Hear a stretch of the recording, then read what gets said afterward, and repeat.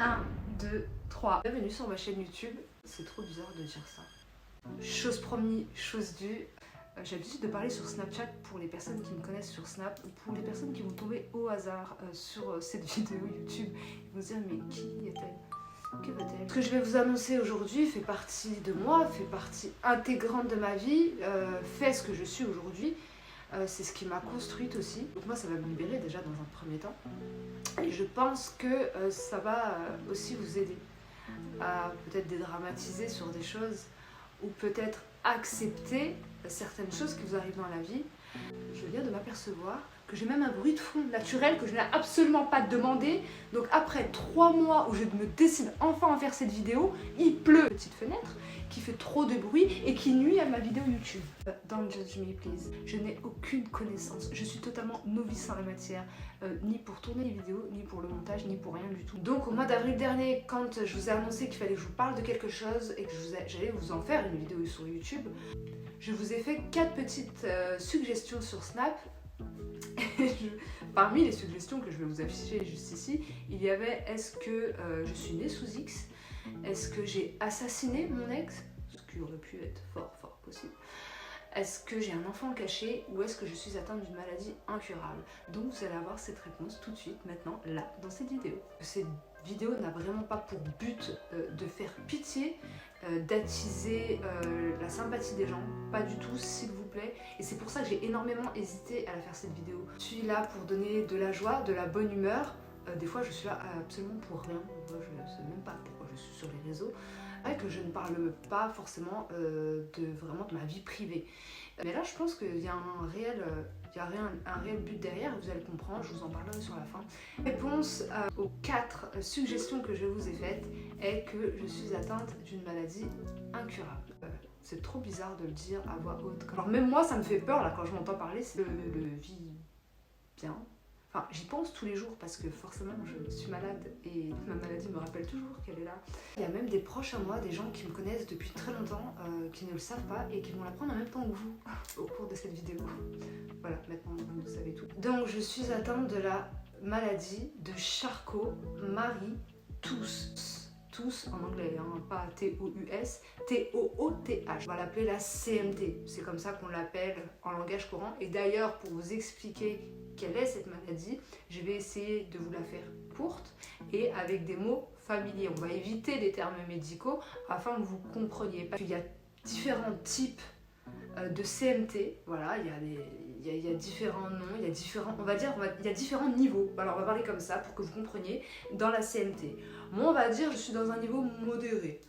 Il y en a qui ont des niveaux très légers, il y en a qui l'ont, qui sont porteurs de cette maladie, mais ça ne s'est pas encore déclaré ou ça ne se déclarera jamais. Et il y en a qui sont vraiment à des stades avancés. Concernant, ça atteint mes jambes, donc j'ai les muscles qui sont atrophiés. Les muscles atrophiés, c'est-à-dire des muscles qui sont paralysés, qui ne fonctionnent plus, mes mollets notamment. Et j'ai mes pieds qui ne fonctionnent plus. Ils sont morts. Alors ça veut dire quoi pour vous des pieds morts? C'est des orteils qui ne bougent plus. J'ai l'incapacité de bouger mes pieds, l'incapacité de me mettre par exemple sur les pointes de mes pieds, l'incapacité de me mettre sur les talons, l'incapacité de bouger mon pied à droite, à gauche, en l'air, en bas. Ils bougent plus. Voilà pour le décor. Il ne fonctionne plus. Plus rien n'est relié au cerveau entre mes pieds, pas mes jambes, mes pieds et mon cerveau. C'est connexion coupée, on est chez Free. Pas la fibre, il y a pas on n'est même pas en 4G, on n'est même pas en H+, il n'y a plus rien qui est connecté. En fait, cette maladie, elle est évolutive. Alors, ça commence par les pieds, ça monte dans les jambes, ça peut atteindre donc après les membres supérieurs, c'est-à-dire les bras, les mains, la force. Je suis née avec cette pathologie. J'étais porteuse, mais ça ne s'est pas déclaré de suite. Oui, ça a mis des années avant de savoir que j'étais atteinte de la maladie de Charcot-Marie-Tooth. On ne l'a pas vu de suite parce que, étant petite, j'ai pratiqué de nombreux sports, comme de la gymnastique, de la danse, du basket, de la natation. Mais il y avait des symptômes qui ne trompaient pas. Je me souviens déjà de ma rentrée au CP, oui, je me souviens de ma rentrée au CP. Ma maman m'avait acheté des petites chaussures vernies trop mignonnes, c'était la mode à l'époque. Je souffrais vraiment, j'avais très mal et je le disais à ma mère, je disais maman j'ai mal dans les chaussures, j'ai mal. Et elle me disait mais c'est normal, elles sont neuves, c'est le temps que tu les fasses. Sauf que je les ai jamais faites. Elles se sont jamais faites à moi, on n'a jamais été potes elle et moi. Et par la suite les différents symptômes, on allait tous les dimanches matins on marchait chercher notre poulet rôti. Et fut un moment c'était la mode des tongs, oui des tongs un peu épaisses comme ça etc. Et je disais à ma mère maman j'en veux une paire rose comme ça. Mes copines en avaient, tout le monde en avait à l'école, au quartier. On s'aperçoit très vite en achetant ces tongs que je n'arrive pas à faire 2 pas sans perdre la tongue. Et une mouche qui passe depuis tout à l'heure devant cet écran, je vais me la faire. Pour pouvoir marcher avec et la maintenir, il y a une espèce de fil qui passe entre vos orteils, tel un string. Il n'y a que ça qui fait que vous levez, donc la tongue, la chaussure. Moi, j'y arrivais pas du tout. Je n'y arrivais pas. Ma mère elle me disait tu vois c'est de la merde, on les a achetés pas cher mais c'est de la merde, faut pas marcher avec ce genre de sandales d'été quoi. Et je disais non, c'est pas les tongs le problème. Moi à ce moment-là je réalisais que c'était pas les tongs le problème. Parce que moi je voyais mes copines, elles couraient avec les tongs, donc pourquoi moi j'y arrivais pas? C'est une des choses qui aurait dû nous mettre la puce à l'oreille à l'époque, et non. Par la suite, j'avais beaucoup de crampes au niveau des mollets, beaucoup de crampes au niveau des pieds aussi, mais qui me faisaient extrêmement mal. En fait, quand j'y repense, je me dis que ça faisait super mal les crampes que j'avais, et souvent elles étaient nocturnes. C'est-à-dire après avoir passé ma journée, là, ça y est, mes jambes déchargeaient totalement, c'était crampe sur crampe, je me réveillais la nuit en pleurant, je souffrais énormément et j'avais très très mal aux pieds. Je tombais quand même assez fréquemment. Et ma mère, je me souviens, maman, je t'en veux par rapport à ça. Non, je plaisante. Elle le savait pas. On ne savait pas ce que j'avais. Elle m'appelait le petit flamant rose. Parce que quand je marchais, je levais la jambe. Vous savez, un peu comme les chevaux. Pas mal de difficultés en sport à l'école. Je vous parle de ça à l'époque, j'étais qu'en primaire, hein, d'accord. Mais je continuais à faire du sport, je continuais à faire plein de choses, mais on s'arrête pas plus là-dessus. Les gens disaient à ma mère, waouh, ta fille elle est grande, elle est lancée, elle est fine, elle marche comme les mannequins sur les podiums. Donc moi j'y voyais encore plus du feu. Je me disais, voilà, je vais être une resta, je suis quelqu'un, j'ai ça dans la peau. Non, t'as la maladie dans la peau, ma soeur. Il faut savoir qu'à cette période-là, j'arrivais encore à courir, à faire des marches rapides, retenez bien ça. Ce soir d'été, ma maman me fait toute belle parce qu'elle me dit ce soir, toi et moi, on va se faire un resto. Maman me dit attends-moi en bas, je finis de me préparer, va jouer avec tes copines. Donc moi, je vais jouer avec mes copines au ballon. Le ballon, à un moment donné, dégage sur la route. Moi, je cours pour aller le chercher. Il faut savoir qu'il faisait très chaud, le goudron était glissant. Et là, je fais un vol plané devant tous les mecs du quartier. Je me suis éclatée devant eux. D'ailleurs, c'est eux qui m'ont ramassé. Ma mère est descendue en catastrophe. Et du coup j'étais bien ouverte au genou et on m'amène aux urgences. Je suis pris en charge rapidement par un médecin urgentiste, je me souviens de ce monsieur comme si c'était hier. D'ailleurs même la scène je m'en souviens comme si c'était hier. C'est bizarre d'ailleurs que ça m'ait autant marqué. Enfin non, peut-être que c'est logique, je ne sais pas, mais ce jour-là m'a marqué énormément. Il soigne ma plaie était bénigne, il n'y avait rien de grave, il me désinfecte, il met un beau pansement, ma mère elle me dit c'est bon, on peut y aller, on peut aller au resto. Donc il prend son espèce de marteau, vous savez, avec une tige en métal et le bout noir comme ça, bien lourd, et il me tape comme ça sur les genoux et sur les avant-bras et il se passe rien. Zéro réflexe. Qu'est-ce qui se passe ? Le médecin urgentiste demande à ma maman si j'ai des antécédents médicaux, quelque chose, une pathologie. Ma mère répond non, pas du tout, ma fille est en très bonne santé. Donc ce médecin urgentiste conseille même fortement d'aller voir notre médecin de famille. On perd pas de temps, dès le lendemain, on va voir notre médecin de famille qui me connaît depuis que je suis toute petite. Et elle lui raconte un peu ce qui s'est passé la veille. Donc du coup, il me fait quelques petits examens comme ça. Et il regarde ma mère, mais il me regarde pas dans les yeux. Vraiment, ça c'est des scènes que j'oublie pas et que je crois que j'oublierai jamais du coup. Il dit à ma mère, vous avez quelque chose de prévu là tout de suite? Ma mère elle dit non, je vous fais un courrier. Il faut absolument que vous allez voir tel neurologue à l'hôpital général. Du coup, on rentre même pas chez nous, on fonce à l'hôpital. Moi je croyais que j'allais arriver dans un hôpital d'enfants avec des schtroumpfs et des babards et des petits oursons au mur, pas du tout. Je suis arrivée, pour ceux qui connaissent, l'hôpital général de Dijon, à l'époque, il n'existe plus. C'est des bâtiments très gris, c'est très glauque à l'intérieur, ça fait très peur. Pour une gamine de 10 ans, croyez-moi que c'était pas... Voilà. Bon, on s'est dit, on va aller voir ce neurologue et on rentre à la maison. Donc je suis vue dans un premier temps par, je crois, un neurologue, je me souviens plus exactement. Et cette personne, décide de me garder. Pas du tout, laissez-moi rentrer chez moi. Ma mère, pardon. Non, je laisse pas ma fille. Si, va falloir laisser votre fille parce que on va lui faire des examens. Non, vous inquiétez pas, c'est juste, voilà, on va juste lui faire quelques examens de routine, vérifier si tout va bien au niveau neurologique. C'était du t'inquiète, je m'inquiète, mais inquiète-toi fort, t'as capté? Je vois dans le regard de ma maman qu'il y a quelque chose qui tourne pas rond, que ça va pas. Elle s'exécute, elle va donc me chercher des affaires. Et elle revient avec des petits Kinder, le Star Club, le journal de Mickey pour les connaisseurs années 90. Il n'y avait que moi qui trouvais ça littéralement trop bien de dormir à l'hôpital quand même. Pour vous dire déjà que j'étais un peu dégénérée dans ma tête à cette époque. Je me disais quoi, on va me mettre un plâtre, ils vont me faire tous des signatures sur le plâtre. Non, on était loin. Très très loin de s'imaginer ce qu'ils allaient nous annoncer. On m'a mis dans un service où il y avait de grands malades, pas au sens péjoratif, hein, des gens qui étaient vraiment très malades et qui souffraient, qui hurlaient la nuit, à qui on devait donner des calmants très forts. C'était un peu, je crois, le service urgence neurologique, je crois, à cette époque. C'était un truc comme ça, on était un peu tous mélangés. Toute une batterie d'examens. Ça a commencé le matin très tôt, on m'a amené faire IRM, scanner, etc. Je trouvais ça cool encore, hein. Enfin, à ce moment-là, c'était pas douloureux, quoi. Donc ma mère revient le lendemain forcément en pensant venir chercher sa fille. Et là on lui dit ah non, on n'a pas fini. Ils avaient vu déjà quelques dysfonctionnements dans mon corps. Je sais pas ce qu'ils ont vu et à quel examen, j'en sais rien, je me rappelle plus de toute façon. Mais ils avaient vu déjà que quelque chose clochait, que du coup il va falloir poursuivre les examens jusqu'à mettre le doigt sur ce que j'avais.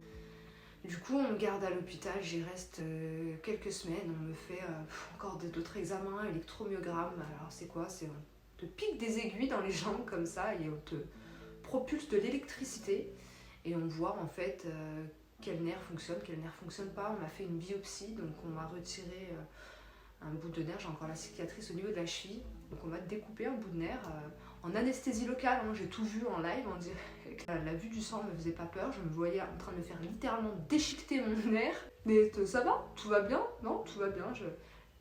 J'étais une femme forte déjà à l'époque. Je me souviens même que je discutais quand même avec le chirurgien et il m'expliquait la procédure, etc. Et j'étais très intéressée. On m'a fait aussi une ponction lombaire. Oh my god, pour toutes les personnes qui ont subi un jour dans leur vie des ponctions lombaires me comprendront. Alors, certaines personnes l'ont déjà bien vécu. On met une aiguille de cette taille au niveau de la moelle épinière, si je me souviens bien. Et on te tire du liquide en fait qui est à l'intérieur. Suite à ça, je n'ai pas pu me lever, juste me lever du lit pendant plus d'un mois. D'ailleurs, je pensais que plus jamais j'allais pouvoir me remettre debout.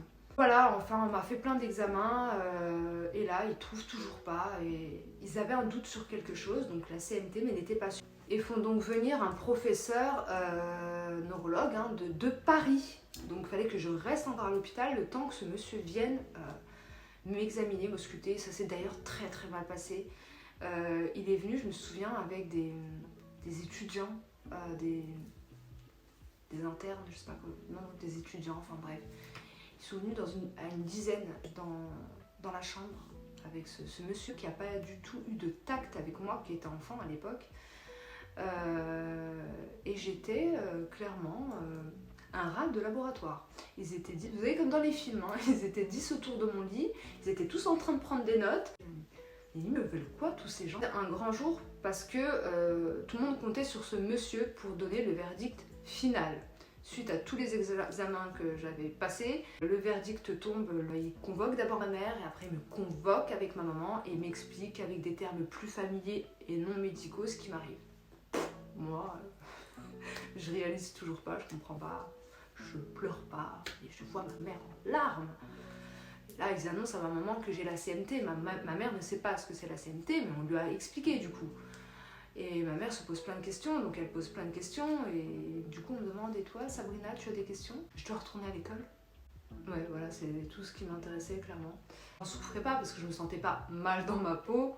Enfin, je veux dire, ma vie reprenait son cours. Et au fil du temps, je pense, surtout quand j'ai dû rentrer au collège, vu que j'ai eu un moment d'absentéisme, l'époque, ma maman avait échangé avec un parent qu'elle connaissait et avait expliqué un peu ce que j'avais.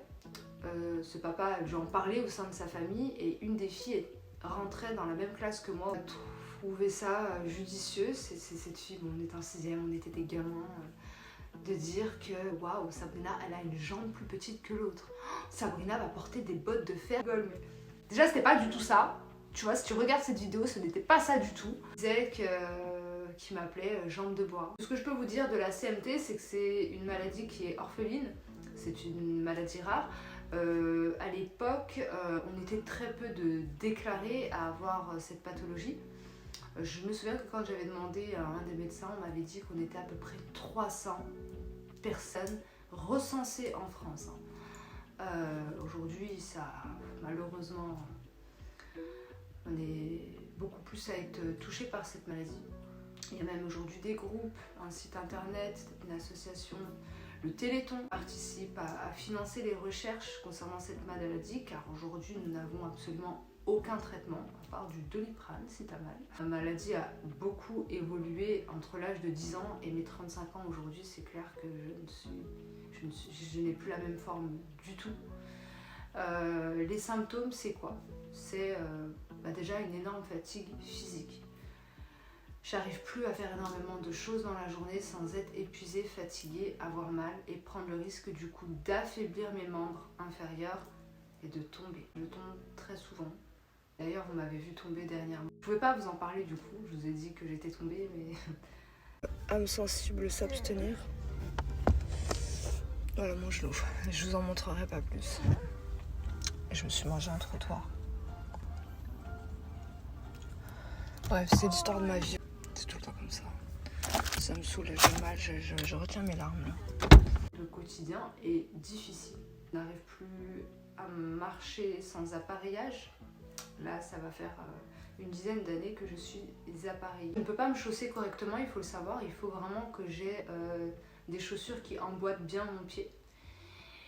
Il me faut des chaussures plates, je ne peux pas marcher avec de talons, c'est impossible, le pied est totalement mort. Hein, voilà. Là on va dire que c'est ma jambe, c'est mon pied, voilà, il pend, les deux pendent.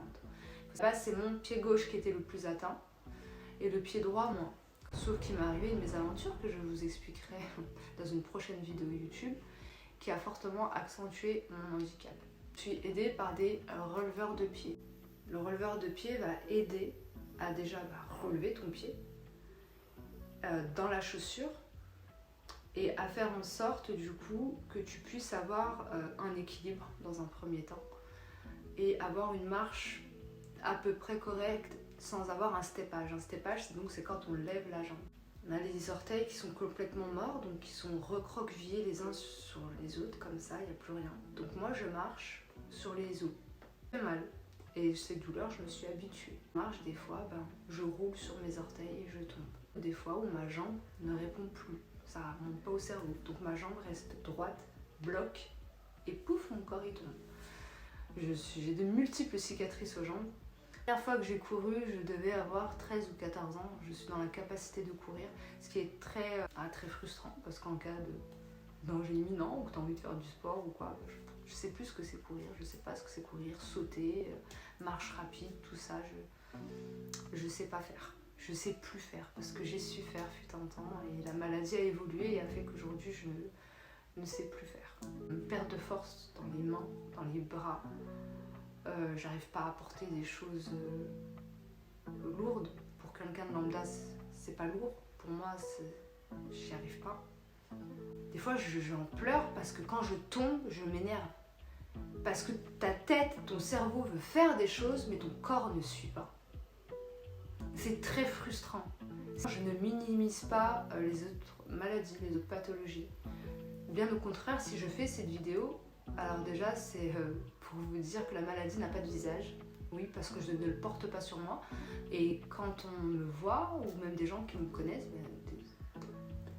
on voit que j'ai un steppage, que je boite, mais je m'arrange souvent pour pas qu'on me voit au début. Parce que j'ai pas envie qu'on me pose des questions au début quand je connais les gens. J'ai pas envie d'entrer dans ce débat.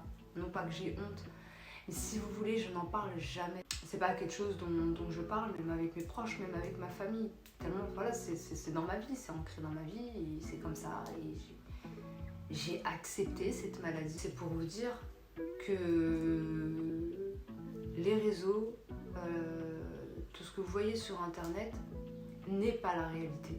J'ai appris à vivre avec. Je pense que j'ai eu la chance de le savoir très jeune. Je pense que je l'aurais su à un âge plus avancé, en étant adulte. Je pense que je l'aurais beaucoup plus mal vécu. Je veux pas m'empêcher de vivre et me dire ça y est, t'es condamné. Je suis condamnée à rien du tout. C'est Dieu qui décide.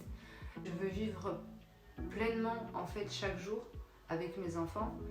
Je les élève. J'en bégaye tellement. Et c'est ma plus belle réussite en fait. C'est la plus belle chose que j'ai pu accomplir aujourd'hui. C'est mes enfants.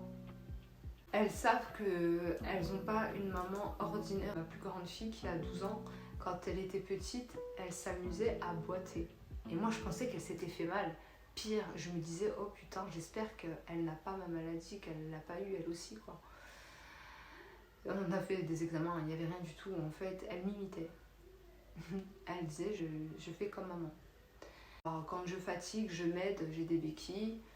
Et vraiment, quand je tombe et que je me fais très mal, j'ai toujours mon fauteuil roulant qui est à la maison. Malgré tout, je vais bien. Et j'ai conscience qu'il y a des choses bien plus graves dans la vie. Je ne sais pas de quoi sera fait mon avenir. Dans quel état physique je serai dans 5 ans, dans 10 ans, dans 15 ans, dans 20 ans. Je ne sais pas. Je ne veux pas y penser.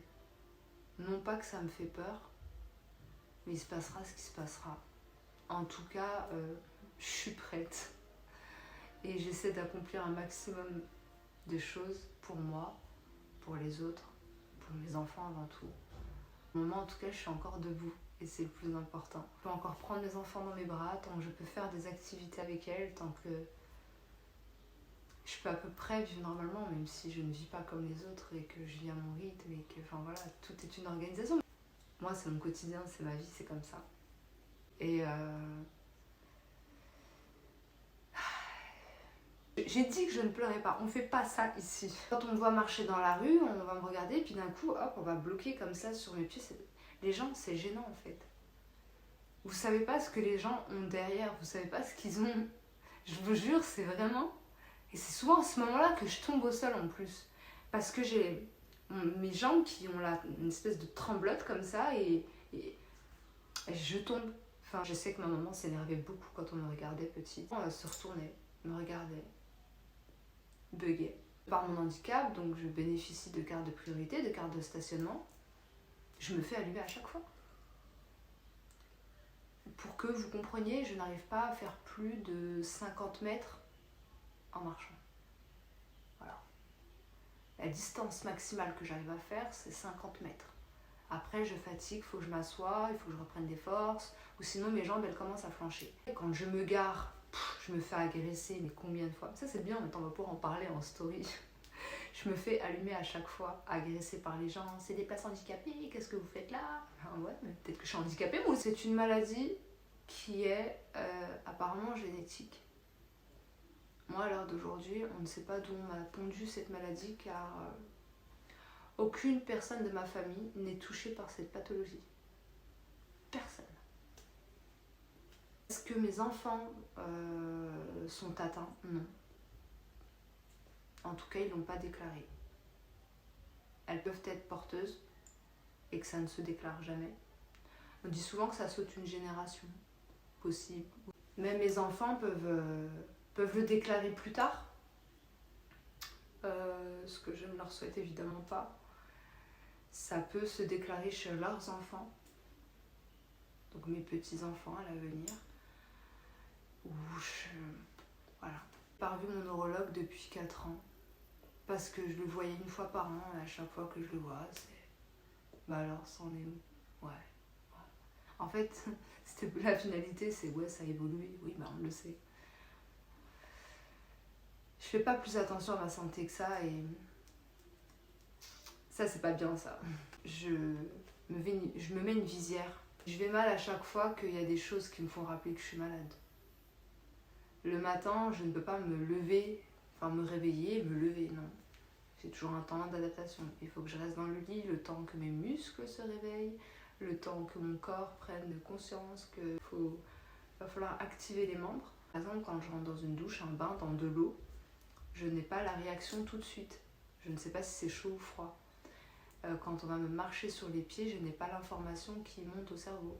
Je ne sens pas ça tout de suite. Je peux sentir ça de longues secondes après la douleur. Voilà. En fait, c'est dans les moments où, voilà, quand tout ça, c'est à ce moment-là que je me rends compte que putain, chier quoi, t'es malade, enfin, t'as quelque chose, ça tourne pas rond dans ce corps. Je veux faire un message à toutes les personnes qui vont regarder cette vidéo. On vit tous des épreuves dans la vie. Qui ne sont des fois pas faciles, difficiles à supporter pour les uns, plus faciles à supporter pour les autres.